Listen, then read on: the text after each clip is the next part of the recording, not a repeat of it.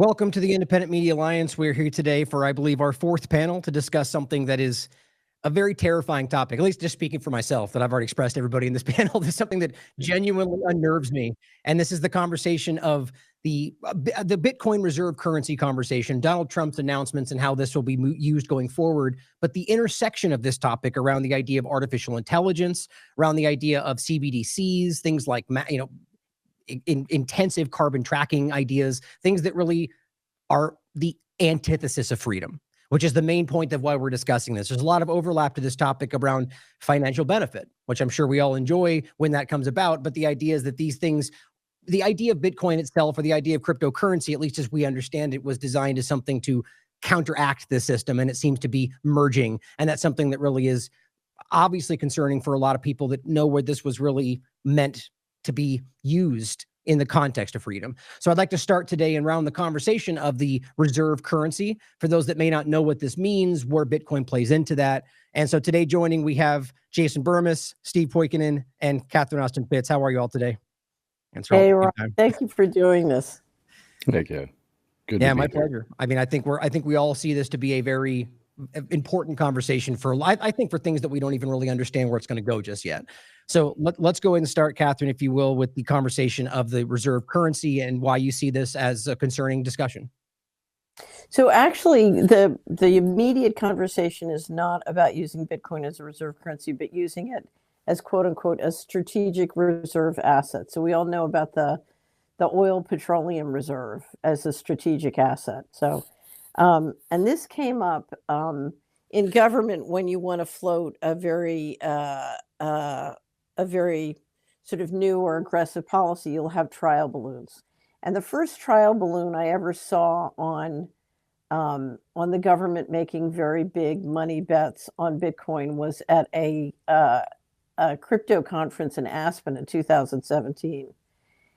And it was one of the most terrifying proposals I've ever heard, but seriously, at that point, not serious. And then I heard a new trial balloon from RFK, from Kennedy, at Bitcoin 2024.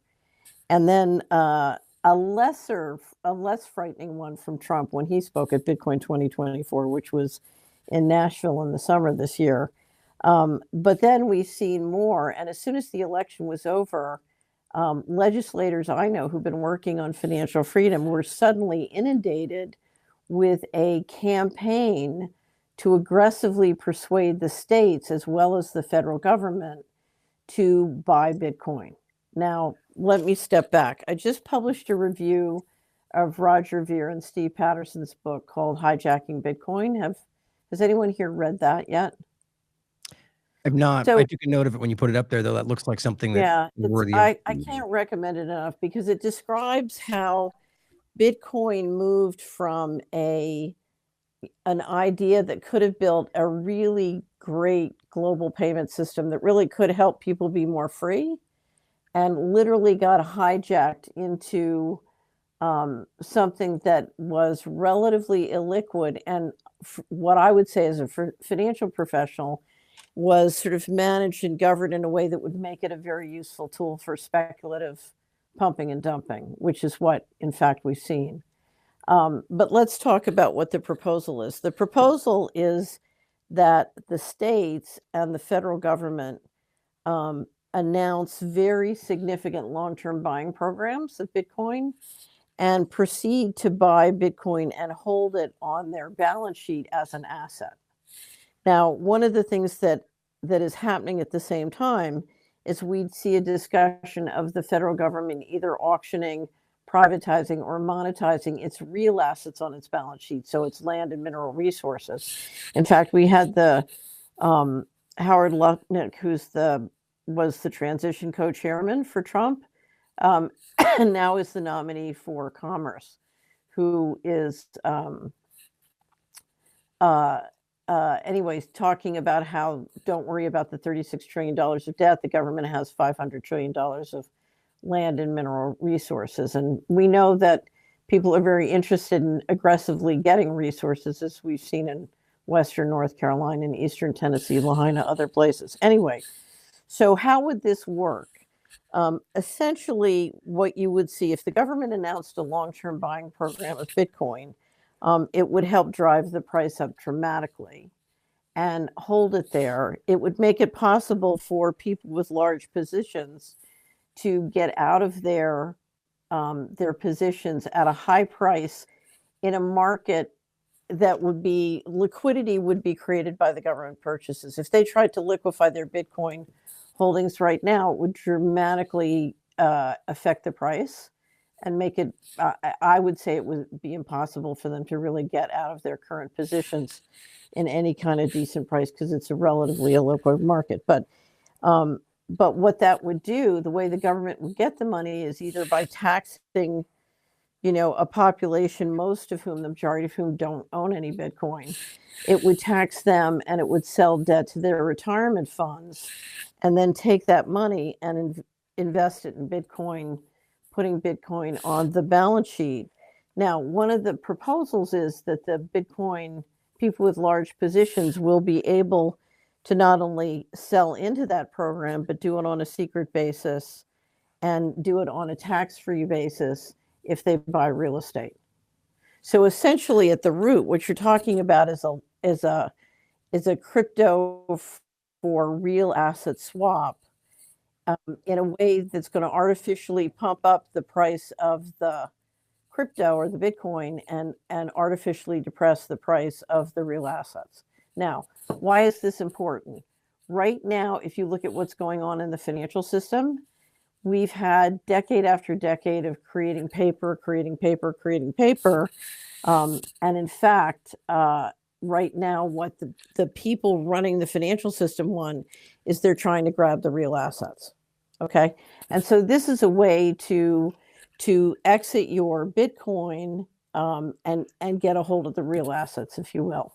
And I have to tell you, it's I don't think it's going to happen. I think too many sound heads are going to try and stop it. But if it did happen, it would be the biggest financial scam yet at the federal government. And I say that as knowing that during the bailouts, we had $23 trillion go out on the bailouts, and we have $21 trillion missing now from the federal account. So we have almost 50 trillion, of financial scams so far that we know of. And this one would be worse. This one would be bigger.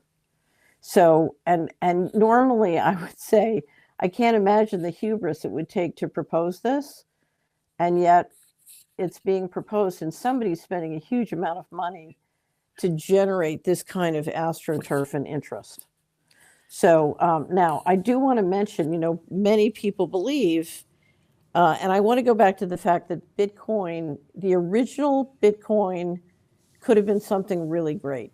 So, and in theory, it can always be brought back to that. But one of the attractive features of Bitcoin is that essentially that it was limited in the amount that could be created.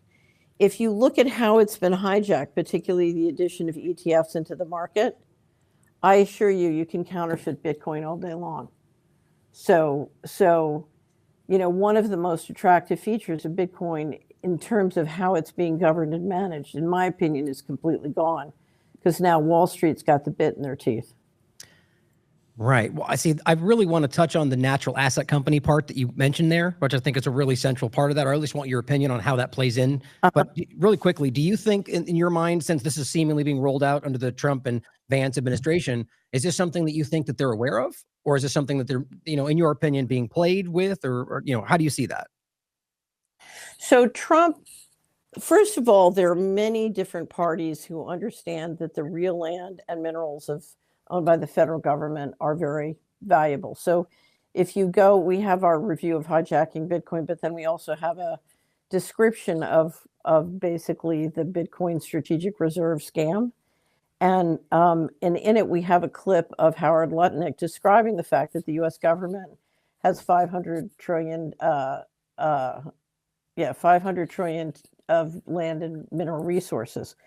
If you, the Trump administration in 2018, at the same time they approved FASB 56, also approved, or the same year, also approved a process for the Geological Survey to map out all minerals on federal lands in the entire United States. I think they're doing, in fact, all of North America, not just federal lands. And it's the mapping survey gives them the ability, I'm told, to go from the ground level down 3,000 feet. So, and they are looking for rare earth, they're looking for lithium, they're looking for a significant amount of resources you need to build the control grid, whether it's the lithium to make the batteries or the energy to fuel the AI.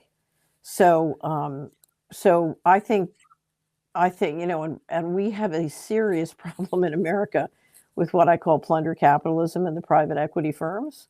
So I think the world of investment is 100% clear on the value and importance of all those real assets, and they understand what can be done with them, good and bad. So I think at the top of the investment food chain, there's absolute clarity of what's going on. And if you look at the trial balloon I heard back in Aspen in 2017, they've been playing with this for a long, long time. I mean, I've always believed that the Bitcoin and crypto was a way of prototyping the control grid and getting sort of the freedom fighters helping you do it. Yeah, that is a really terrifying aspect of this. To Mark Goodwin from Unlimited Hangout, he wrote in his Chain series, just to quote him really quickly, he said, "I must unfortunately now conclude that the emergence of this system," discussing what we're discussing, "immediately after the 2008 financial crisis and the subsequent phase-shifting adoption of Bitcoin by the institutional authors and beneficiaries of the pandemic's financial stimulus, was the work of a modern intelligence community that has merged with the Silicon Valley technology meridian since at least the 1980s, but unabashedly since the formation of the CIA's venture firm In-Q-Tel just before the turn of the millennium." And I think this is a really difficult thing, because at the same time, I think that just like anything like the internet, I believe that there are possible positives, like you're saying, the origin point. So let me bring something up. Have you ever read Tim Wu's books? No, he ran for lieutenant governor, I don't know, about 4 or 5 years ago in New York. I think he's a professor at Columbia, and he wrote a wonderful book about if somebody just looks at it for a search engine, you'll find the name, but how for the last 150 years, a new information technology will come out. There's this unbelievable great period of blossoming where entrepreneurs see the potential of the technology. They get really excited. They prototype, they do a lot of things, and then suddenly, wham, the hand comes in and suddenly things are centralized and the technology contributes to more central control. And you have this blossom control, and he marches you through 150 years of technology serving centralization, when in fact, each innovation is followed by a period of entrepreneurs discovering how, in fact, this could make us more prosperous, freer, everything. And so you have this tension, and I just think we're in a cycle that's been going on for for more than a century at least. Yeah, I agree. I think Mark makes a similar point as well in that series about the idea of like the free market and how that's abused. Like, not that the free market is a bad idea, but that it's taken advantage of in the same way with this decentralization, where it's sort of a ploy to get us to believe that's the direction, when really, like you're saying, it just continues to cycle us back into a control structure. And so, I mean, and by the way, feel free to jump in either of you if you have any thoughts on this. Like, so where do you see that being? Like, how do you circumvent that? Because obviously decentralization, I think, is where we should be aiming, but it seems like they have gamed how to make us fall right back into the same trap every time. So here's what's very interesting. There was a wonderful book that I read several decades ago by a professor at Michigan University, Robert Axelrod. It's called The Evolution of Cooperation. And when computers first came out, he started to do simulations.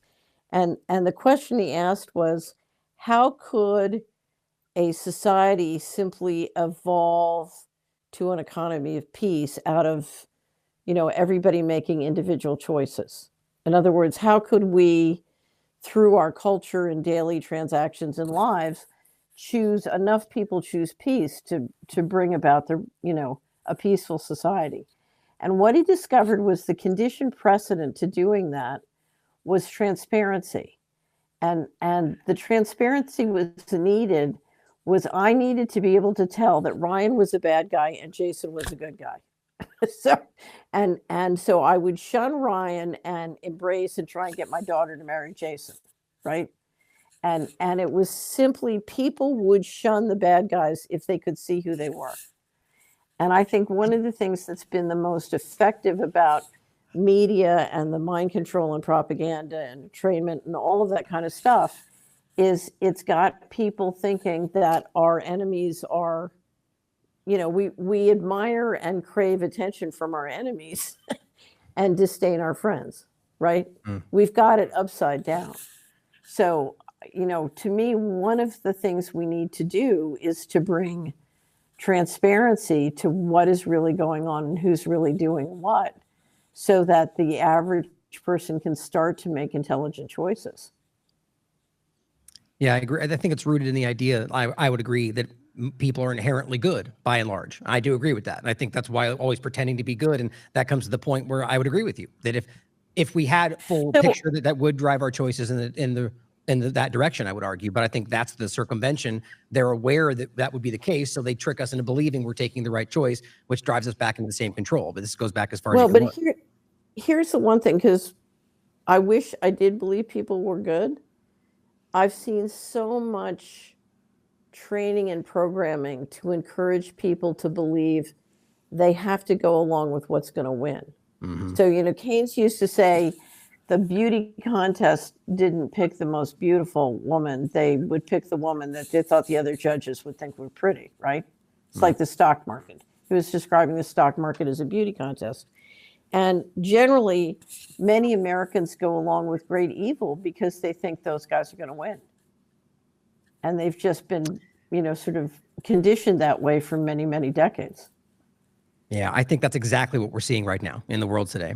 But bringing this back, by the way, if you guys have any thoughts on what's been said so far, feel free to jump in. I was going to bring it Ryan, let me just jump in on what you said about whether or not this administration knows what they're doing and whether this could be malicious. I don't think Trump himself really has any idea about the crypto system. You got to remember, while he was kind of pandering to the libertarians and the Bitcoin bros, he said, we're going to make all the Bitcoin in the United States. Obviously, that's not how it works, right? At the same time, I don't think J.D. Vance is an idiot when it comes to blockchain technology, et cetera. I do expect, that Peter Thiel influence to be in this as well. And the other thing is, when you look at digital currency altogether, I've been around the Bitcoin game since it started, right? I remember I was having Max Kaiser on my show before it was $1. And, we were talking about USBs and keys and secure, all the things before there were even real exchanges, when it really was kind of this individual to individual proof of work concept, right? And there's this whole other industry around it. And now with Bitcoin and Ethereum, by the way, being adopted on the ETF market, that's a huge game changer. And I would also argue there are more things with Ethereum and the subcoins and subcontracts that you really have to worry about when we are talking about artificial intelligence, command control, etc. I think Bitcoin itself is more like a value stock, right? Like that's the new digital gold if they put that in. Other avenues are going to be different things. Now, whether or not that's fast-tracked with this administration remains to be seen. I think there will be pushback, but I think you're going to see huge manipulations in the markets. And the thing is, I've talked about this for years. We've already kind of had a global digital currency outside of the blockchain for a very long time through the International Monetary Fund. It's known as the SDR, the Special Drawing Rights Unit. As soon as they made it into zeros and ones and then literally zero accountability of where that money goes or comes from, it's created out of nowhere, you were on a path to something that even goes beyond a global Federal Reserve, right? And nowadays, this is an old thing, but they're running, refugee camps on the blockchain. So, this is a World Economic Forum deal, but it's through the IMF. And basically your biometrics, as you've seen, and this end of the spectrum was really beta tested during the war of terror when we were doing this in Iraq, Afghanistan. But this is where they're going to find work. This decides where they're going to sleep at the refugee camp. And they talk about how much money it's going to save and how it's going to be your passport, your exam certificate, etc. And they've exploited regions that are the most exploitative, right? These are refugees under this guy. So they've already got this kind of in a global beta for a while. If this gets brought to the United States on any level, I think it's bad news brown. I also think when you're talking about AI, well, but isn't it already in the United States? I mean, we're already throwing people off of bank accounts. We're already messing with their transactions. Yeah. We're already doing the equivalent of sanctions. I would argue the only difference is we're not on the blockchain with it yet, right? Where every single transaction now, like we talk about parallel economies all the time, right? Those exist in some direction. Like I got kicked off a GoFundMe, I can do a buy me a coffee, right? There are certain ways. But like you said, with banking systems, with PayPal, Venmo, et cetera, you're 100% right. It's already in the United States. But if it comes to the level of, say, a world coin, I'm not sure if you're aware of that coin, but that's with Sam Altman, where your digital biometrics are now not only hooked into your identity, but all of your financial and social transactions. That's when you can get it on a minutiae scale of resources. And the scary thing about the artificial intelligence to me is a lot of people, and again, this extends beyond the Trump administration. The Trump administration is now absorbing this, is the CAIO program that's already out there. And that's the Chief Artificial Intelligence Officer program that is already being implemented in all companies that not only utilize AI software, but hardware, right? And we already have presidential actions on how this takes place. And the deal is this: governments are completely exempt of any audit, and every other one is audited, and your chief AI intelligence officer has to be at a certain security level above top secret and go through a course. So now if you're even involved in this, you have government regulation from the outset. So there is no real competition right now.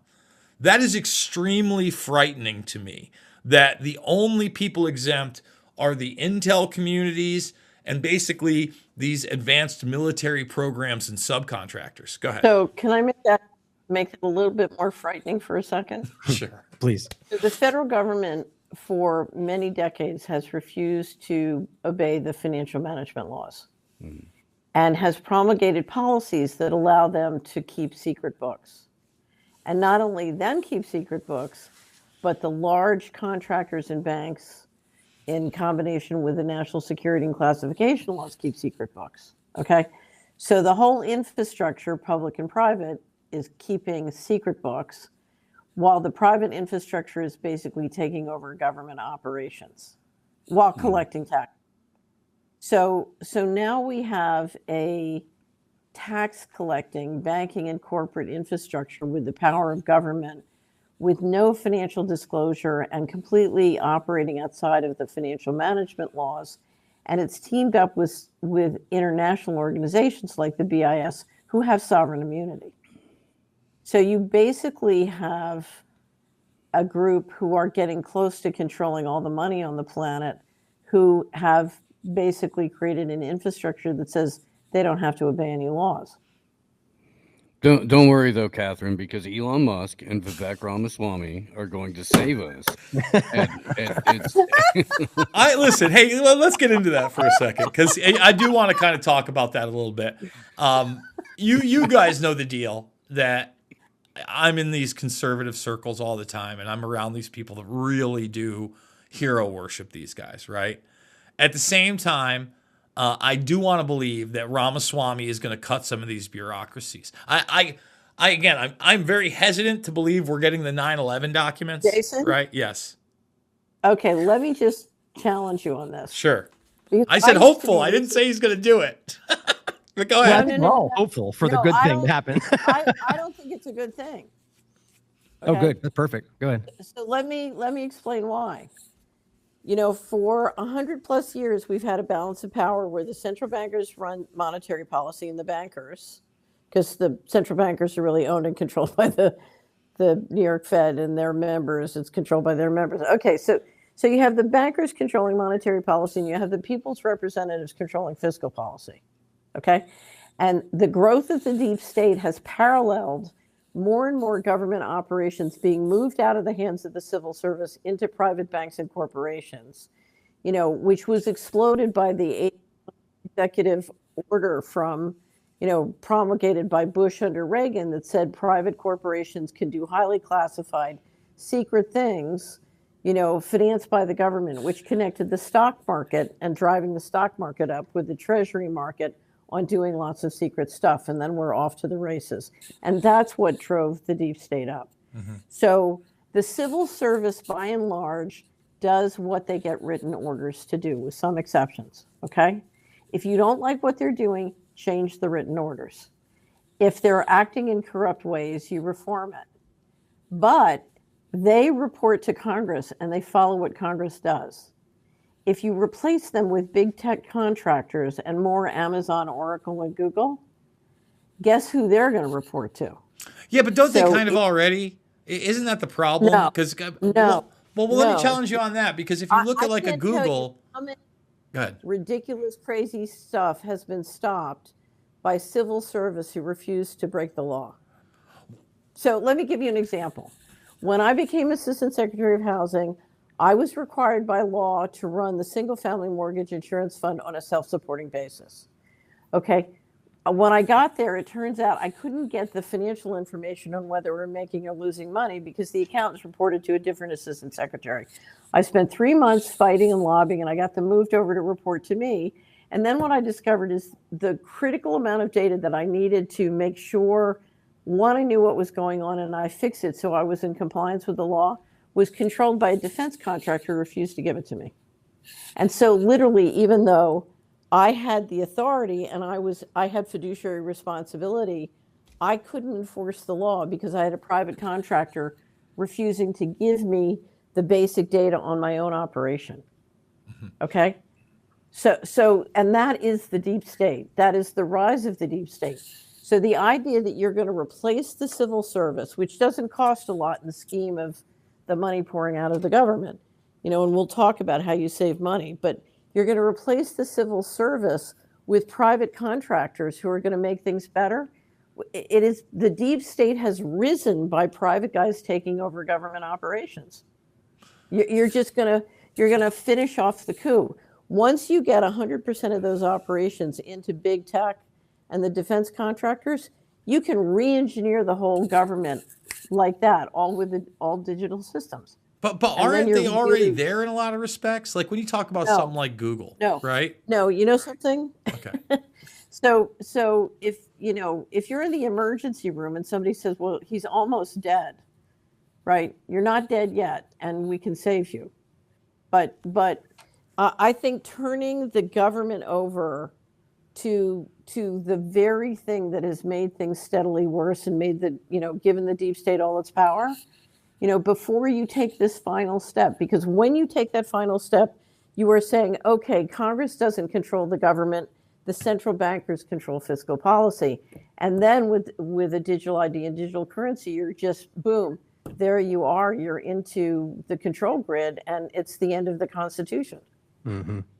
Go ahead, Jason. You have some thoughts, I can tell. Go ahead. Well, one, I still think that you got to get, like, for instance, if you look at something like DHS, yeah, there's a bunch of subsidiaries with fusion centers, et cetera, but we were getting along fine without it. And we still had things like Border Patrol. Yeah. Well, but that's not getting rid of the civil service. That's getting rid of functions that the federal government shouldn't have. Well, that's what I'm hoping. When I say, go ahead. Well, but wait a minute, because when I say I want to cancel programs and I want to cancel funding for programs, that's very different than saying I want to kill the civil service. Mm-hmm. Well, again, I'm not necessarily saying that you should get rid of all civil service. I'm not super libertarian in that regard. But when I see not only just the intelligence communities, but so many of the contractors, right? Like, my argument would be this. We already have a really dangerous plausible deniability circle, right? And we saw that especially with the COVID 1984 nightmare. Now, if Google, a company that was seed funded by the CIA through InQtel, right? That was the number. I mean, if you want to describe a technopoly right now, I don't know how you could get beyond it, right? It is the number one search engine in the world. It has the number one operating system on most devices in between Android phones and Chromebooks, which are basically mandatory in most schools now, cradle to grave. They have contracts with the NSA. They have contracts with NASA over the last decade on artificial intelligence and its supremacy. I mean, you go through the list, right? They have a immortality division, and that's not even talking about the Lockheed Martins of the world, but that right there. And then, by the way, they have the number 2 search engine in the world, which is the number 1 video platform in the world, YouTube. So now you say because it's on the stock market, it's a private company and they can do what they want. But they're obviously in collusion with the government on so many levels that at the very least, you already have all these conflicts of interest. You talked about transparency. We don't have any criminal culpability for either the government or their contractors, right? And I guess this is always the question that I ask people when we get down to it. How do we get some criminal accountability on any of these executive levels, whether it be on a corporate level, on an NGO level, or on a government level? Because nobody can answer that to me, right? Like, I interviewed Giuliani about a month ago, okay? And he's got a book out there, and it's called The Biden Crime Cartel, and it's the blueprint for prosecuting the Biden crime family. And, like, I open up with, like, as we're talking about it, but Rudy, no one's going to jail. That's not a real thing. And, you know, we kind of, well, his brother can be prosecuted and his son. I go, no one's been to jail since Iran-Contra, and they all got slaps on the wrist. And I'm like, they made the face of it Oliver North, who wasn't the face of it. And he got book deals and became a millionaire. And he starts laughing. And I'm like, that's not how you discourage it. And I'm like, the one other person on the executive level that I can name over the last, 2-3 decades that went to jail was Scooter Libby, who took the fall on Enron, another one of those corporate subsidiary government things. And I go, Trump pardoned him. So what are we talking about here? Like, I'm with you. Like, I think the way that you do have a peaceful, productive society is that level of transparency. We've had the opposite of that for a very long time. And I guess that, go ahead. So I feel like I don't monopolize, but the U.S. economy is addicted to organized crime and war. And it's not in Washington. It's in every one of 3,100 counties. So I don't know, Ryan, if you want to play the red button video. It's Which one? 3 minutes. Oh, the one that you recommended for the red button story. But I'll tell it quickly. I was giving a speech long ago, and I was talking about the Iran-Contra testimony in Congress, and a spokesperson for the Department of Justice told a reporter I was working with at the time on the hearings that the U.S. economy launders $500 billion to $1 trillion a year of all dirty money. That was as of 1998. So the number's much bigger now.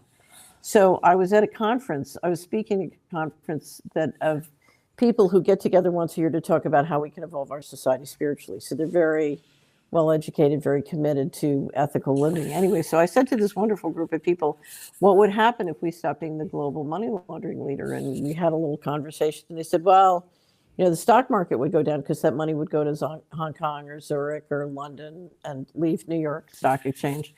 And, we'd have trouble financing the government deficit because, and our taxes might go up, our government checks might stop.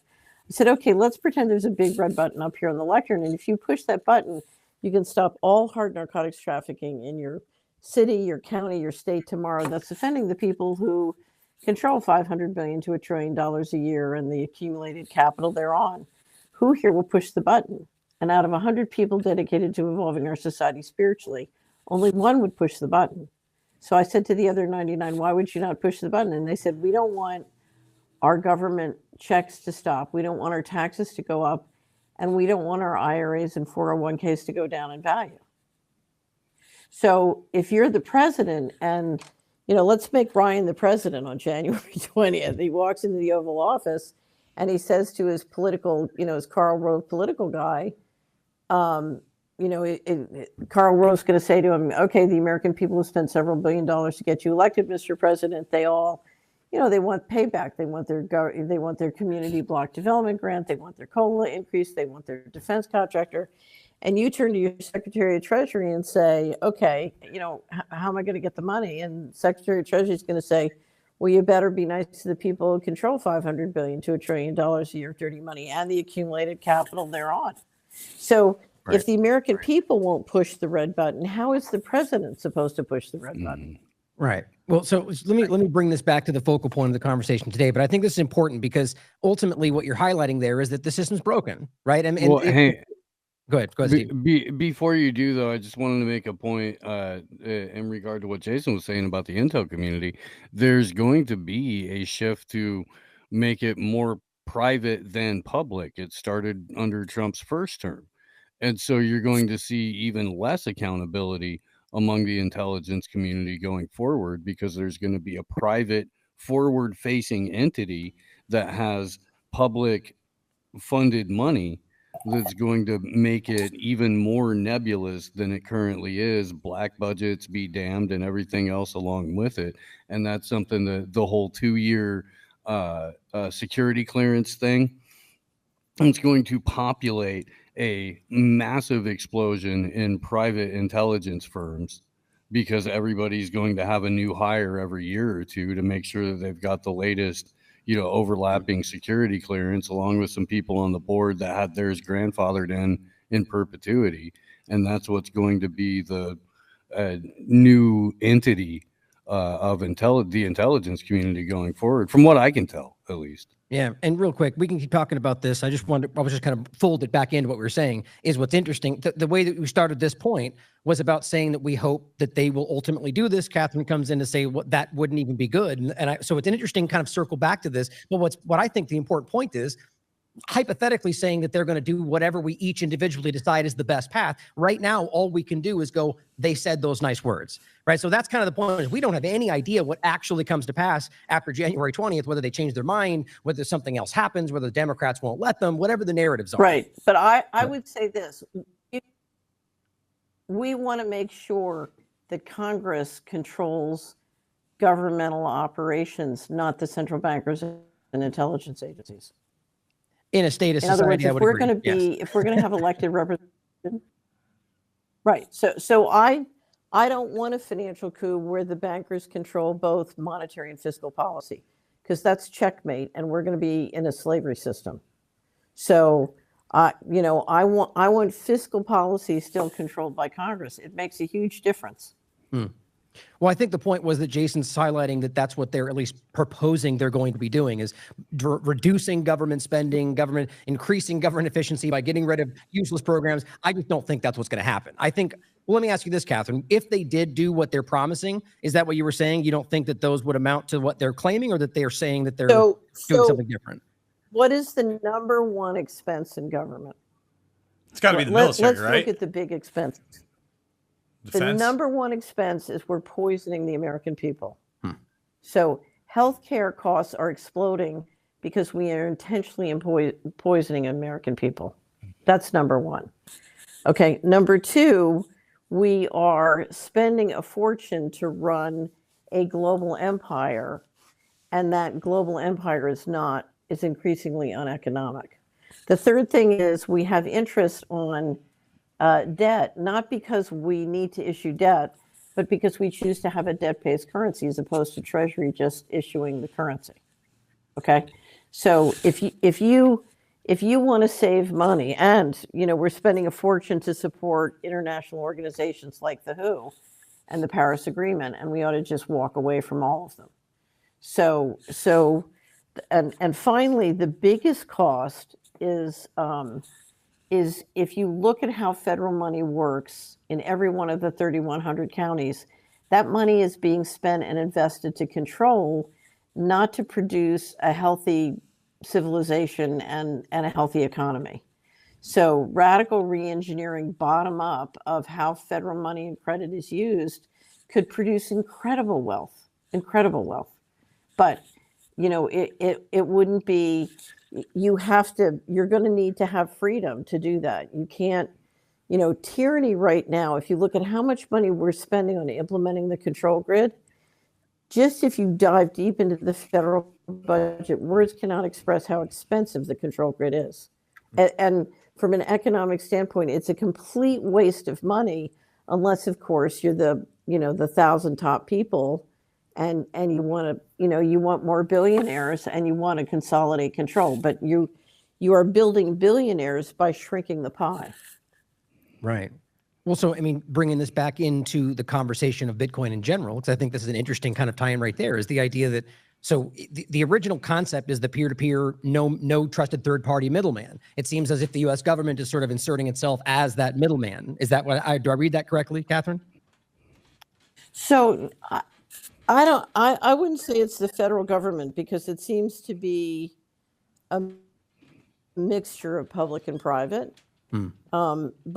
But essentially what you're doing is you're taking something that could have been a great global payment system, on a private basis, and you're turning it into a pump and dump mechanism that's allowing you basically to pull off multiple pumps and dumps that help you with control, also make you money. And if you can engineer a tax-free secret exit into government money, you can get out at a high and use that money to buy real assets.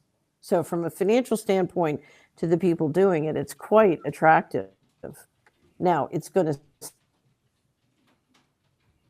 stick, you're basically going to wipe out a lot of names of the retirement funds. Mm-hmm. You're cutting a little bit out. It's a bank robbery of the U.S. retirement. It sounds like you're making an important point. I'll just let you know you cut out right there about can you hear me now? Yeah, now you're coming back in right now. Because I know you'd mentioned before about the retirement fund, so go back to that. It's basically a way of emptying out the retirement funds and giving that money to the people doing this so they can basically buy up all the government land and mineral resources. That's why I call it it's basically an unreal asset swap for real assets, but it's how they get their hands on the real assets. So you see this as only about that, or is it two parts? Because obviously that's a very manipulative way to use this now, but is it also partly because of the way that they can profit and control going forward? So let's go back and let's look at not just Bitcoin, but crypto and the digital system. So I think what they want to do is they want to build a control all digital monetary system. So and it can be public or private. A CBDC done by a central bank in the United States, the central bank is still a creature of Congress, and it still has legal responsibilities to Congress and transparency responsibilities and disclosure responsibilities to Congress. If you can do the crypto private, then you've got a digital control grid that's really dark and much more secret, much more private and much more dangerous. So, but what I see is the people pushing for an all digital monetary system, they look pretty organic to me, trying to figure out which way they can do this, how they go. Mm-hmm. So, so Trump is saying, he's not, he's against a central bank CBDC, but I've yet to see him clearly embrace a policy of being against private CBDC. Right. I've got the one on the screen about his personal world liberty financial, so are these, would you argue these are the same? Could that itself become the private coin we're talking about, or something like a JP Morgan coin or something like that? No, I think you're going to need, you're going to need a Bitcoin. You're going to need a Ripple, Ethereum. I think Ripple and XRP is the most likely, but it doesn't have to be one. It can be multiple. Right. So yeah, because SWIFT is going to process it all as one Bank of International Settlements token. So that's what the SWIFT people said at the beginning of, or I think it was the end of last year. They said they'd have the infrastructure ready by 2025 at the latest, but they were projecting this year to have that grid basically built. Right. Jason, you had mentioned XRP before we got started in that same vein. You want to touch on that? Yeah, one of the reasons that I mentioned XRP is because it's been openly floated by the World Economic Forum. It is really what you could call a meme coin, if you will. In other words, there's no proof of work concept and there's no finite supply. This would be essential in creating a fiat system of command and control. And look, it's up. Where you've seen in the past when Bitcoin has exploded, a lot of the altcoins have also gone. You could say that Ethereum kind of rode that wave. Not this time around, right? And we're obviously hitting record highs close to 100K. Most of the altcoins are not doing well. XRP is doing all right. Whether or not that translates into it being adopted, I don't know. There are a lot of pump and dumps out there, and that superseded government regulation, right? You have what are called whales that will collude behind the scenes together. I'm not going to say there hasn't been corruption in the crypto market. There has been plenty. I also think that there has also been over government regulation of a lot of these things. And just like any system of currency, command, control, and eventually resources, you have winners and losers that are picked. And if you don't outright pick them, you end up buying them out, right? Or you end up going against them politically or through the government. And that's what's really scary about this whole thing. Again, I've been talking about Bitcoin for a long time. I don't believe in the legend of Satoshi, right? I know that HBO just did that documentary where they claim they found the founder of Bitcoin. I've always kind of alluded to the fact that I feel like this was a Pentagon/DARPA project that they wanted people to adopt. I don't know whether that's the case, but I certainly give that more credence than some super spooky guy that just somehow has evaded all of this and created this phenomenon of new technology that's now been adopted globally, right? And especially because we've all been talking. When I say we, anybody that's been in this kind of quote unquote global governance, new world order space of a global digital currency that eventually is embedded in you some way.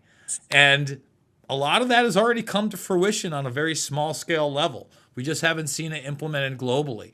And really the scary thing is the ability to micromanage, right? Everything through crypto, through things like smart contracts, etc. And then in real time through AI, manage that information and do whatever they like with it. Because as they tell us that we're running out of energy and we have to watch our carbon footprint, we were discussing this before. The AI centers for Amazon and Google are openly going to be powered by nuclear reactors. We don't get to use that technology, right? But all of a sudden, these multinational corporations that are also subsidiaries and government contractors are going to be able to utilize that technology. It's food for thought. Well, you bring up an interesting point that brings me to what I was going to talk about next is this conversation. Now, this is actually one reason why I think that the Bitcoin avenue seems the most likely, even though I can clearly see the same points you're making about, and even as Catherine points out that it could be more than one. But this is interesting on the note that there is obviously I think Bitcoin allows that kind of outsider perspective where you feel like you're fighting the system while being part of the system, right? But on top of it, that this is something I've been researching for a couple of weeks now, as this been focusing my mind. And it's about this idea, as I've referenced before, that in the white paper itself, it references something it says quite often, and it simply repeats, as long as honest nodes control the network. And that's what this is talking about. This study you can see here is discussing the idea of blockchain 51% attacks, meaning that essentially it says the system, this is quoted from the white paper, the system is secure as long as honest nodes collectively control more CPU power than any cooperating group of attacker nodes. And it gets into the idea of what this means. And it just says a 51% attack is when a malicious actor controls a sufficient percentage of the network's computing power. So you're talking about the ability of powerful entities to have access to power that we wouldn't, and being able to utilize that to essentially be able to not just control whatever that would mean, but manipulate it to double spend and for things out there that, to manipulate it so it's not honest, it's not accurate. And so I find that a really concerning dynamic, specifically because a lot of the community, both financially gaining, but also that they want to believe Bitcoin is what it could have been, at least if this is what it is right now. And that I think people in this field see XRP as, it's been called the Fed coin for how long, right? So it's already kind of tainted. This adds up for me in a very alarming way that they already have the power collection. They're already amassing support. Like I think BlackRock has almost 500,000, as 21 million total floating. The government itself has, 1 million, most of which pulled from like Silk Road and whatever else. So that seems to be amassing all of those things. So I want you guys' thoughts on that, if that kind of indicates what we're talking about. What you're saying is that a select number of players have significantly lower cost of goods, significantly lower cost of capital, and the ability to create fiat Bitcoin or fiat crypto, and in huge amounts, at which point it's game over. And we're back to the same place we started, which is we don't have a financial problem, we have a governance problem. Right. And that governance problem is just, repeating itself in the crypto space. And it's like you said earlier, Catherine, it's the, feigning decentralization, but it's this kind of cycle you kept discussing, where they're using that, they get us to invest at the time when it works for them to kind of problem, reaction, solution us right back into a new fiat system, which is what that seems like to me. Right, and we haven't mentioned, but we should, the fact that stablecoins now are being used to extend the treasury market. And it's very clever, and it's working very, very well for both treasuries and the stablecoin guys. Yeah, I pulled up an article from Whitney here earlier. Trump embraces the Bitcoin dollar stablecoins to entrench U.S. financial hegemony. Again, it's kind of where we see this all going in that direction. So if you guys have any more comments on that one part of it, I'd like to talk about the artificial intelligence overlap to that. Because can I mention one other thing? Because because I've seen this happen on many financial cycles, but I think the Bitcoin and the crypto financial cycle has been the most painful, because what you see is you have a small group of people who want to prototype how to build a digital control grid, and they figure out a way to get the smartest, most talented, most desirous of freedom fighters in the world to do their prototyping and figuring out for them. Right. And it's watching that talent wasted that's I find so painful. Yeah. Can I just speak to just one other aspect we really haven't hit on that was a big sell for Bitcoin? Was the idea that it was your Bitcoin and nobody could take it from you unless they had your keys, right? That's not a real thing either. When I talk about, picking winners and losers, anybody can look this up, but I think it's about a year ago now. In fact, they thought that the initial reporting when the movement of this Bitcoin happened was, has Satoshi shown his face? Because it was such a massive amount of Bitcoin. But what had really happened is you had these two guys in Germany that way back in the day were running a pirate site, where you could just download things. And they were only, they weren't even taking Bitcoin as a payment. I think they were taking multiple cryptos, but they were taking the money and immediately investing it in Bitcoin. And it was something like $2 billion in Bitcoin these two guys had. They arrested them, they put them in a room, and they took their Bitcoin. Because guess what? You're going to give your Bitcoin up when your hand is on the table. And one finger goes, and the next finger goes, and it's not a real thing. All right? And if the government wants to regulate it, it's just like, hey, all right, you're off the grid. You're not on Coinbase or the big trading sites. You got it on a thumb, whatever. At the end of the day, if you get in trouble, and whatever entity, whether it's a government or a corporation or a mafia or a family member, whatever, if your life is more valuable than the Bitcoin that no one will hold ever again, unless you give up those keys, 99.9% of the time, I think you're giving up those keys. So I just want to put that applies to just literally any situation we want to put it to. 100%. Well, here's the difference. You could sit there and threaten me all day, and I own a private jet on a runway. You probably can't extort that from me. It's a physical thing. There's all sorts of things. This is digital. As soon as I give you those keys, it's anywhere, right? You're as anonymous as before. You know what I mean? So that's a little bit of a difference. But just the government stepping in, and you talk about asset forfeiture. These guys weren't convicted of anything. They were accused of a crime. They don't even get to use the Bitcoin assets they have to defend themselves. That's a very, very scary thing. I just wanted to point that out as well. I agree. I think it's an excellent point to include. I mean, it speaks to the illegitimate nature of our government in general and how they would abuse. But here's the thing: the way you control financial transactions is by controlling the people who operationalize or own those financial transactions. And the speed at which they can assert control of the people is astonishing. And you just gave an excellent example. So, Yep. the technology cannot save us from a secret governance system. It's the secret governance system that has to be dealt with.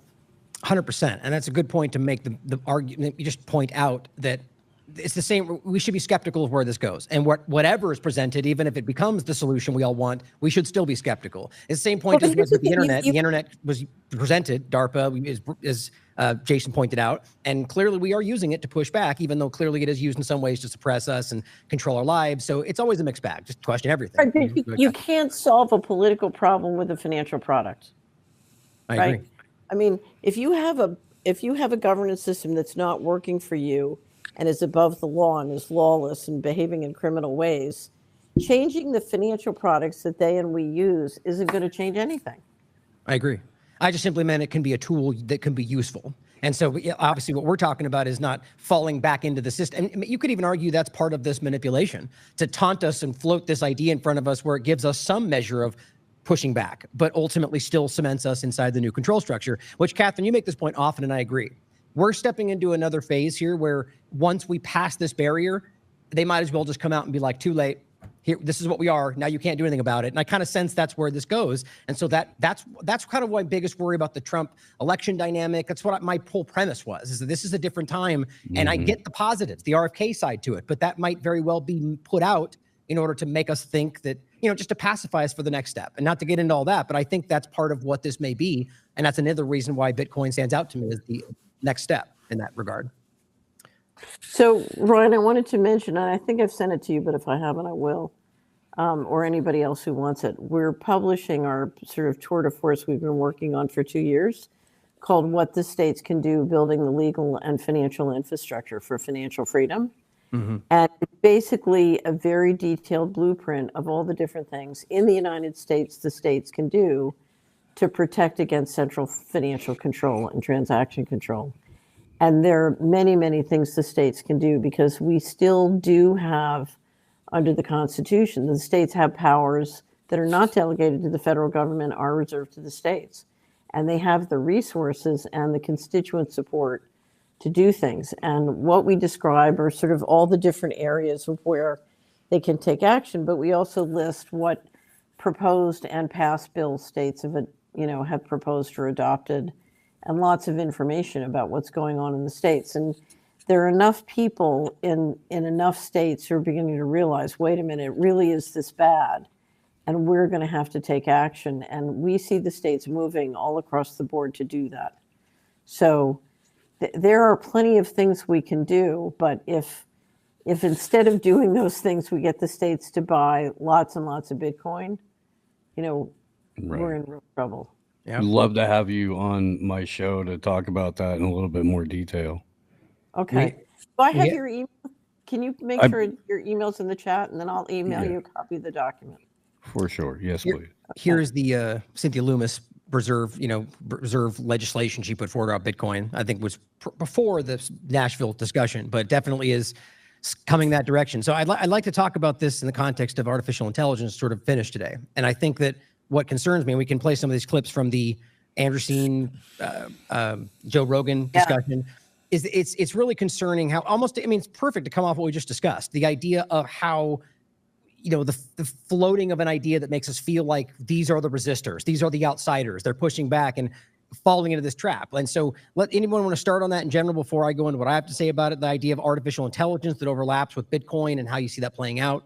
Any thoughts on that, guys? Well, I was going to say that, Ryan, for 3 years now, I've been saying that they're going to put Trump in specifically because it's going to, he's the necessary puppet to build up the infrastructure for the digital prison, and with Elon Musk stepping up to the tune of $40 million a month, and Peter Thiel's golf glove being announced as the vice president, and, the rest of the true technocrats that he surrounded himself with. And then the Trump kids push into not just the crypto sphere, but all of these other, online media, streaming platforms, stuff like that. You really start to see the push for not just large language model based information and media aggregation, because all of it's going to go through the WeChat of the West anyway, in Elon's platform.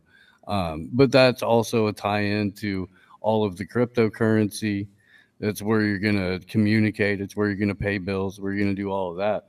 And it seems to be fairly obvious at this point that whatever the Department of Government Efficiency is going to be a huge push for AI to replace the bureaucracy.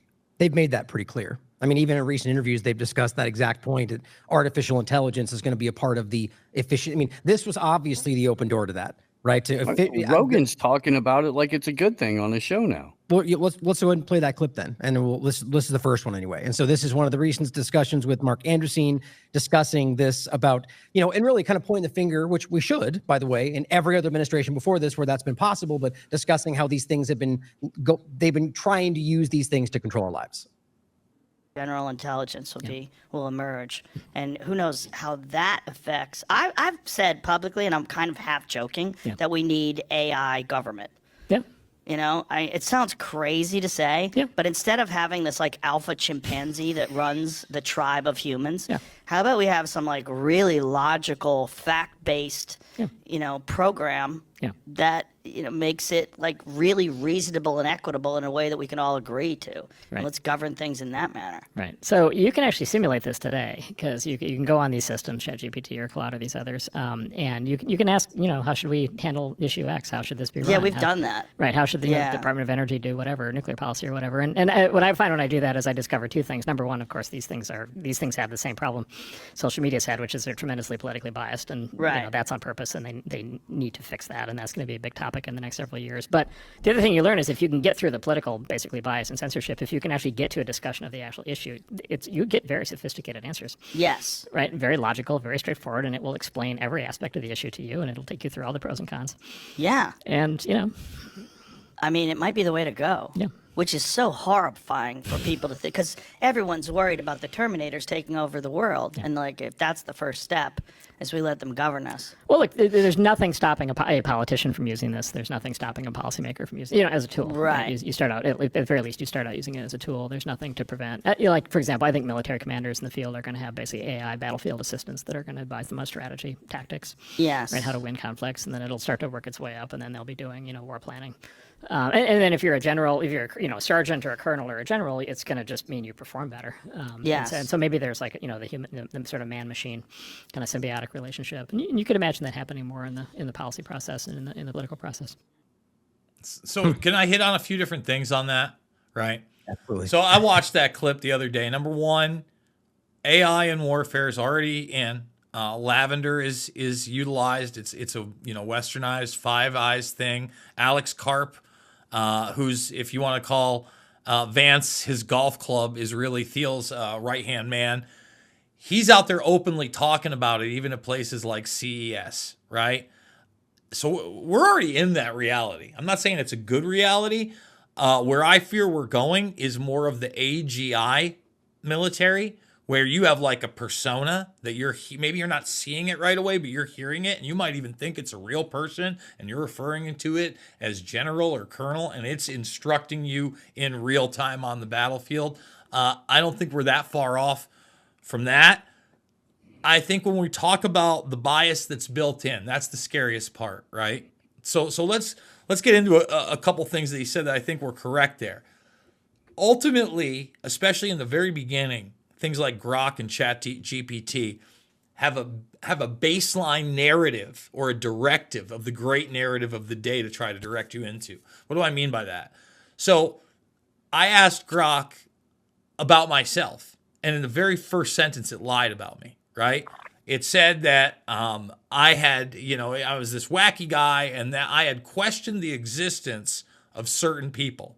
Like I had said certain people didn't exist. So I challenged it on that, right?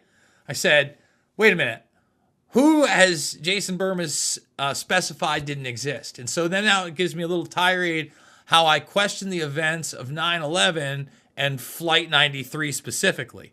Now, I've never said that there weren't victims on that plane or the hijackers weren't even on there. I've questioned, what exactly happened on it. I've questioned the evidence, such as, I don't know if you guys have ever seen it, but the red bandana that they said that one of the hijackers wore, that they presented in court, that has no blood on it, has no dirt on it, things like of that nature. So I go, wait a minute, so you're telling me he questioned an event, but never whether or not somebody actually existed. Then it apologized to me. And it said, oh, well, you got it right. So he mentioned the Department of Energy in particular. And I think that's an interesting thing. Because if you think about it, in some regards, AI could probably be more efficient if the Department of Energy wasn't also involved in radiologically and biologically experimenting on the human populace and documented to do so. So it's not going to take that part of the narrative into account. Here's the other problem with AI. We talk about transparency. What baseline information does the AI that you and I interact with have? It only has things that are declassified, right? So anything that's classified or above that level, it's not even going to be fed in a large language model unless it's a privatized one by a contractor, a government agency, etc. And unfortunately, you're not really going to be able to compete with that, especially when you're forced to put basically an agent of the government inside of your company, right? So the problem with AI governance is, in a way, we already have it. Like he was saying, you can run all these models now. You don't think that the government, you talked about the Musker-Do, right? Old Muskington. I mean, he is the defense contractor. And I've kind of pontificated that I think that the Adrian Dittman character is more than likely an AGI most of the time. I'm not saying a person couldn't be involved, voice modulator, etc. That will eventually become a product, because that's the next thing, right? Well, GPT-4o, I just want to say this, GPT-4o is so close to human-like that Alex Jones now does large segments on his show where he's interviewing GPT, right?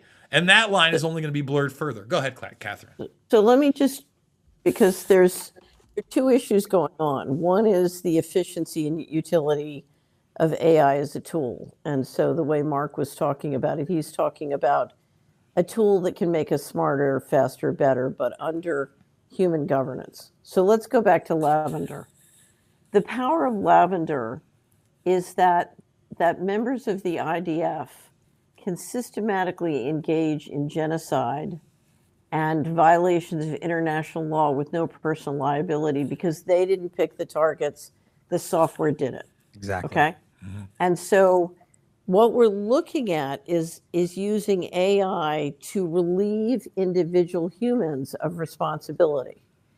And what that does is it makes it possible to control centrally and stay safe from the mob, because the mob can't see a human being that's taking responsibility. You can blame the AI. The machine did it, okay? And that's a way of, the great Oz hiding behind the machine and relieving them of any responsibility, whether not just in the court of law, but in a court of popular opinion. There's a very interesting video that we had on the Solari Report of a Cambridge student asking Peter Thiel about Lavender. And he literally almost pisses in his pants. It's a frightening thing to watch.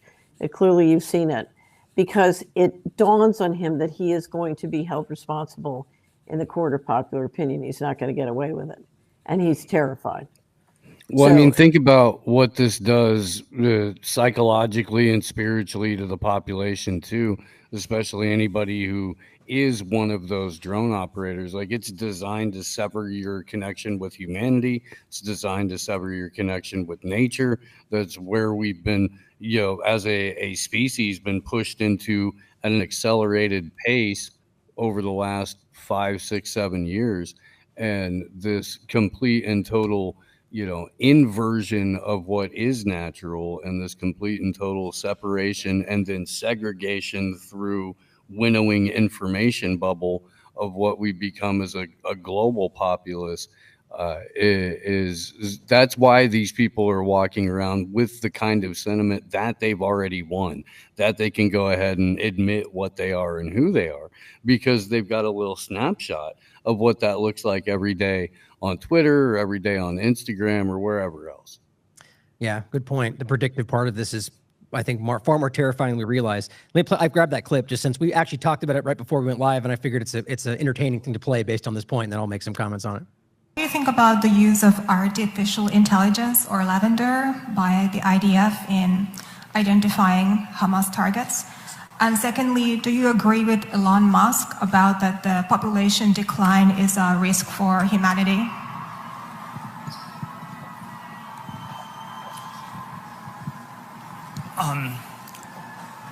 Look, I'm not, without going into all the I'm not on top of all the details of what's going on in Israel because my bias is to defer to Israel. It's not for us to second guess everything, and I believe that broadly the IDF gets to decide what it wants to do, and that they're broadly in the right, and that's sort of the perspective I come back to. And if I fall into the trap of arguing you on every detailed point, I would actually be conceding the broader issue that the Middle East should be micromanaged from Cambridge, and I think that's just simply absurd. And so I'm not going to concede that point. Wow. That's just wild. Yeah, you so very clearly tried to sidestep the main point in that. And I would say I agree with Catherine in the idea that, like Eric Schmidt pretty, famously said, I think a year or so, or maybe a couple years ago, that we'll get to a point at some point, I'm paraphrasing, that AI will be making decisions like this. And it may seem morally unsound, but we have to trust the AI because it knows better, which just, how terrifying, And so I agree that there's no. Let me tell you something. Good. So my nickname for the top of the global governance system is Mr. Global. Mr. Global is never going to delegate his power to the AI. That's where I was going with it. It's not going to happen. It's just not going to happen. So, but the AI is going to be a tool to make governing much safer and much easier on a highly centralized basis.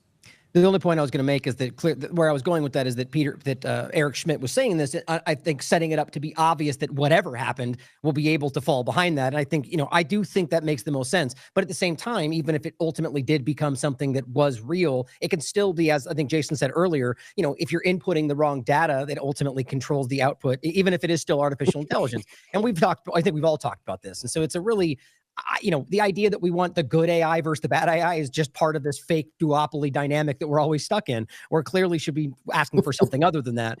Now, one thing that I think is the most terrifying to me, and we have a couple more clips on this, but is how this could possibly intertwine with Bitcoin itself, or whatever ends up being the kind of blockchain dynamic. Because Jason, maybe you can speak to this since we were kind of briefly saying before, it's not that technologically, and again, I'm still trying to wrap my mind around a lot of these technological ideas. It's beyond me in a lot of ways.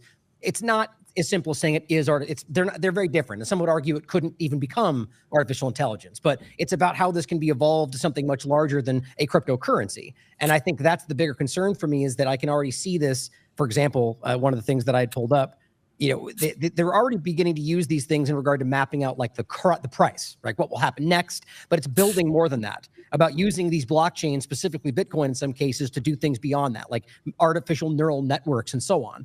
And so we'll start with that. If you guys have any thoughts on that, how that might intertwine, whether it's Bitcoin or something else. I thought he was serving it to you, Jay. I mean, when you look at neural networks, right? Let me go back. And I talk about NASA all the time, right? And I often talk about Dennis Bushnell, his Future Strategic Warfare document, 2025 from July of 2001. Bushnell, in one of these interviews, starts talking about when he sends, his minions out to get information, where do they go? They go to Google, right? And he called it the de facto brain. Now, rather nonchalantly, he goes, there's going to come a point rather soon where basically these large language models are going to absorb every single communication. They're going to read every email, every social media post, etc. And then from that, it is going to build profiles on all of us. And I think when you talk about blockchain and the micromanaging, number one, if you get to that kind of social credit currency standpoint, you can use smart smart contracts to regulate the heat in your house, the water pressure, you name it, if it's actually built into that grid. That's why I'm a big proponent of not having these type of systems online at any point. You know, we talk about these cyber attacks. I think it's insane that somebody can remote into a power plant or a bridge or a dam. I mean, you go down the line, that should not be allowed. But on top of that, you know, I talk about the AGI things. What really frightens me is that they can build AGIs surrounding you and detach you from reality even more. In other words, you're going to start interacting with things that aren't human a lot in the next 5 years, where they're not even going to advertise to you that you get to talk to a person. It's going to be GPT-10, or it's going to be a different thing. And it's going to be so human-like, forget about it. And then you're going to have the social media influencers that are 100% AI. I haven't even gotten to the scammers and things like that. And that's really where these kind of networks of information get personalized and extremely dangerous, because if you're on these devices too much, and I would argue at some level you're going to get manipulated just like we all already are and have been forever, whether from a magazine ad with subliminals or a commercial we watched or those type of things. On such a nuanced level, it's going to be very dangerous. And there's going to be people that gravitate towards it, right? So that's going to build, I talk about a post-truth world, but it's going to be even harder to fight the narrative when we've already been told that, like you said, AI is smarter. It can do it better. And in a lot of cases, we're going to see it actually do it better, right? And then people are going to be tricked into that. So when you're talking about the neural networks based on blockchain technology and the fact that if you move it to digital, you know, everybody's going to be on a device like this, or if they get their way internally, right? We're seeing the return of AR devices on a mass level. Remember when they tried to launch Google Glass, it didn't go? Now I can buy a $300 pair of Ray-Bans, okay? And it's got pretty much all the functionality. It doesn't look as crazy. It lasts even longer. So now that information, forget about just everything I've typed and done on social media and posted, including something like this where you saw my mannerisms and you heard me talk. Now you're literally going to get what I'm seeing for hours at a time, my entire peripheral, right? We're going to be in a new place really, really soon. And I think obviously this is also a step to transhumanism on a lot of levels. I know there are some people, and I don't go this route because I can't prove it and I have no idea how viable it is. But, you know, there are patents out there where eventually when you're not only merged with some of this bio nanotech, you become a system of energy, right? So, you know, forget about whether that's real. The Internet of Bodies is real, okay? So now if you have a biosensor, if you've got the smartwatch on, that information is being involved in building these networks. Can it be utilized in a positive? Sure. All this technology is a double-edged sword, but when you have bad people at the top, and like Catherine said, Mr. Globalist is never going to be subservient to his power. There will always be a handful within the predator class that oversee and have oversight over this. Now, the question is whether or not they can do that in a manner where there is no accountability and no one challenges their system, right? On a meaningful level. Maybe. I hope not. I hope we can challenge it. I hope that's kind of what we're doing here, right? Yeah. Well, here's another example of for an obvious, very early step. Because my worry is where this gets larger. But talking about using, this is UAE blockchain-powered carbon tracking, right? You can see how easily these things get out of control, whether it's presented in a different way or not. And I think that's what my biggest concern is, and bringing this to the idea of things like Prospera, which I think is an obvious fake libertarian, like technocratic nightmare. And I think the idea here is they're using Bitcoin. That was the main point. Or they're using Starlink, and then we have the idea of Donald Trump and his freedom cities. Where was that right here? Anyway, the one of those are what we're going to get into is that they're the overlap of all of that. And I think that, just as a general point, I'm worried about how that kind of intertwines, even to the point of whether it's floated as something that's not what it is. But I think all that we're discussing today makes it very obvious that the hope of whether or not these people do what they say they do, as Catherine points out, even if they do those things, might not be what we want, but we should be holding up for action, I argue. And I think all of this stuff is going in the wrong direction, quite frankly. I guess I could ask on the way out, unless you guys have anything else you want to get into, about whether this would be different if Kamala Harris was in power. Not to make it a partisan thing, but to make the larger point from my perspective, and I'll start, I don't think it would be. Let me think say the same this, thing would be happening. because I always do have that different perspective. I think it would have been fast-tracked or streamlined more. I think that this thing is barreling through on some level, no matter what. I think with the Trump administration, it is going to play, I think, towards Trump's ignorance and the propensity of him putting all these tech people in there. Look, we've had this discussion a million times. It's another show, but Musk is a cutout, right? I mean, come on. He can't be on social media all the time and running Neuralink, SpaceX, The Boring Company, X, go down the line. There's so, I mean, they call it rocket science for a reason, because it's really effing hard. All right, that would be like the only thing. But he is saying a lot of the right things at the same time. Like he said, Starlink is an information center system. It's also a warfare system. That's why the concentration of the most of the satellite dishes are in Ukraine right now. You know, that alone is dangerous. He already got the contracts for the next spy satellite system. He already launches the current spy satellite system. But he's an outsider, guys. He's such an outsider. Look, again, I understand why people get tricked into that. So look, as far as the overarching thing, does it stop? No, but I think it's on an acceleration level that's maximized with more of the same regime, right? Because Biden's not running anything. He's running into the jungle, not knowing where he is. Kamala Harris didn't run anything. It would be an extension of that. I do think that Trump at least recognizes the dangers of globalism, of things like the climate change agenda, the Trans-Pacific Partnership, et cetera, where that's going to be pushed by the other administration. Whether or not anything meaningful happens, I don't know. You know, I'm also of the belief that he really did get shot in the ear and the second attempt was real too. I know there are some people that don't believe that. I think that if anything woke him up enough that these guys are bad people and maybe there is something bigger, that would be it. But hey, man, I'm on the rodeo train. You know, I like empirical evidence. I'm a forensics guy. I'm also not a guy that's afraid to say when I don't like. So, like, I can't stand the fact he's still out there talking about the Syria gas attack in Duma that never happened, right? And Soleimani and all that other stuff. I like to believe that his mea culpa for Operation Warp Speed is trying to get Bobby Kennedy in a HHS, the guy that's called both the hate and lies shot and the virus itself bioweapons, right? That's a pretty big move. They all suck on Israel. Again, another discussion. Yeah, they all suck with the military-industrial complex. But at least look, with these maniacs that are in office right now, I think World War III is a real possibility. With Trump in office, I think it's less of a possibility. I don't think what's off the table by any means. I think it's like 25 to 40% less. Because I also think that he's not the smartest. With that kind of a statement. We're going to talk for 5 hours. Right? Oh my goodness.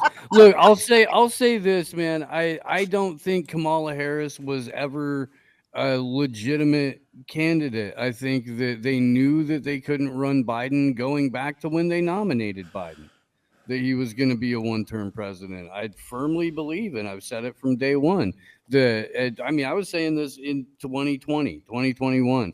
They're going to pull Joe sometime relatively close to the convention. They're going to install Harris. She's set up to lose because everyone hates her. And you have to have Trump 2.0 for all of the infrastructure to hit those Agenda 2030 goals. You couldn't get that done as much under Harris, not with the digital prison grid, not with the way that they've already set up Elon Musk as a disposable defense contractor. Because again, it's not like he actually made a single Starlink or Starshield satellite. It's not like he's ever actually made any of the products that he's the face for. He's actually kind of just a weird little goofball who should be playing Diablo 4 all day, which is apparently what he does because he's the best in the world at it. Unbelievable! That's unbelievable too. Like, so I'm sure while running all these companies, because we all know how long it takes. I mean, come on. Yeah, no. I think what's interesting, and I'll give you the last word on this stuff, Catherine. I think just, obviously we should all hope that these people want to do what we think is the right thing. I mean, that's the interesting dynamic in this kind of conversation is it comes back to where You know, it's like look, when we say we hope they should succeed, I think anybody honest does. But it's about being realistic about where they come from, what they're really doing, what their actions are showing. And I think right now we should have that hope, but realize that every single step so far has been a dramatic step in the wrong direction, even what they promised everybody in the base, you know, and I think that's very obvious. So with what we're seeing with the Bitcoin dynamic, with all the things that are happening, I don't know why they're not the most obviously on guard with everything they were just calling out. And so again, I hope for the best. I'll be right there with you, Jason, if it goes the right way. And we should all be happy about that. But I feel bad about where it goes so far. And I think it's giving us, you know, bad indications for where that's going to go. So Catherine, if you want to say anything on the way out about what we've talked about today, or so I just have to say in closing, what I want to say is I've really enjoyed this conversation, and I've really enjoyed, you know, getting a chance to talk with Steve and Jason. But I see all over Europe, all over the United States, all over the world, people who want to be free, including people who have assets, who don't want to end up with no assets in 2030. And all I can tell you is that, you know, when you spend time with those people, you have a much better time. My favorite quote for 2024 was a doctor in Switzerland who's building a parallel health system. He said, the currency of the future will be relationships of trust. And when you have a political problem, it's people who can solve it. And people who can build new systems and new governance systems. And all I can tell everybody listening to this is the reason I believe freedom will ultimately win is because we just have a better time.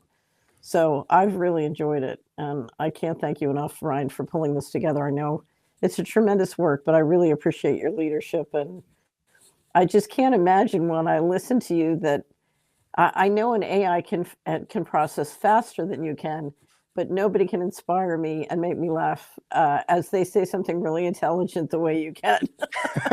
Well, thank you. So I'll take the humans every time. Thank you, Catherine. I really appreciate that. And I think this was a great conversation. And, you know, I think that this is important, that we have obviously different opinions, you know, and that we continue to flesh these things out and while hoping for the best, obviously. But I think this conversation is obviously concerning with what we're on the precipice of, about the Bitcoin dynamic, the AI conversation, the Great Reset. I just hope people are on guard. That's all I want. Just question what's coming, be skeptical of it. The thing I keep saying on my show is, even if you believe in Trump, whoever you believe in, that should be the person that you hold their feet to the fire more than anybody, because you expect more from them, you know? And that's what I really want to see as we go forward, is that we're being very critical of these people. So we have a lot more coming in general on the IMA. The site should be up reasonably soon. That's still being built. We just want it to be perfect and done right. We should be seeing an uptick on some of these panels coming your way. I believe we're looking for one in early December. And so just keep your eye out for more of this. I think there's going to be a lot more coming from this in general and all of our individual platforms. So thanks for everybody for being here.